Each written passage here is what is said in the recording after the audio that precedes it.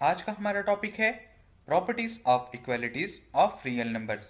ये हमें 6 प्रॉपर्टीज दी गई हैं जिनको बारी बारी हम डिस्कस करेंगे। सबसे पहले हम रिफ्लेक्सिव प्रॉपर्टी को डिस्कस करते हैं। रिफ्लेक्सिव प्रॉपर्टी की एग्जाम्पल ऐसे है जैसे कोई इंसान अपने आप को आईने में देखे तो उसे अपना आप ही नजर आता है। रिफ्लेक्सिव प्रॉपर्टी को मैथमेटिकली इस तरह लिखा जाता है। Symmetric property.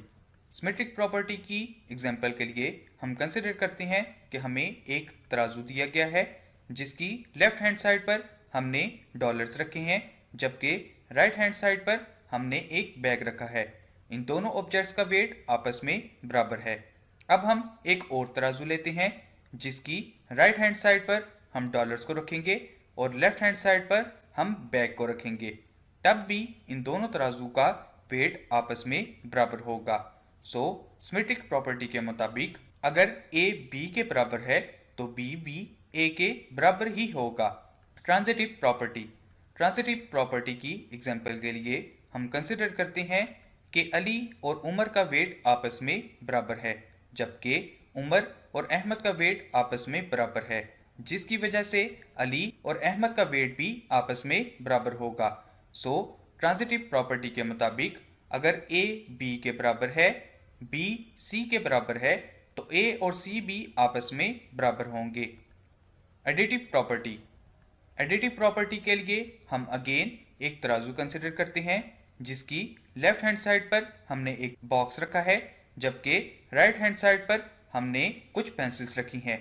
इन दोनों ऑब्जेक्ट्स का वेट आपस में बराबर है। अगर हम बोथ साइड्स पर इक्वल नंबर ऑफ ऑब्जेक्ट्स को ऐड करें तो हमें तब भी इनका सेम वेट ही हासिल होगा।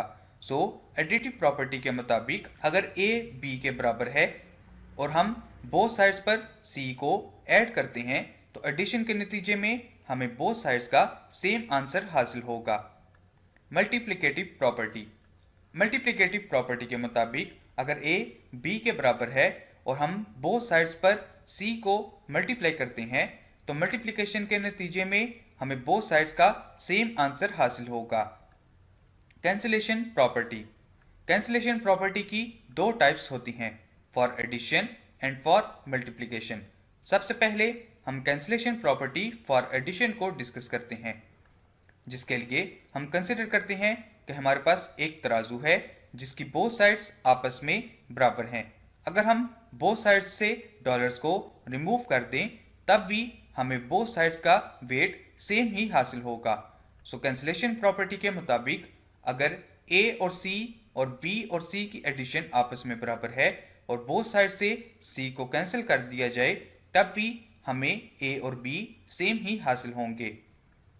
Cancellation property for multiplication.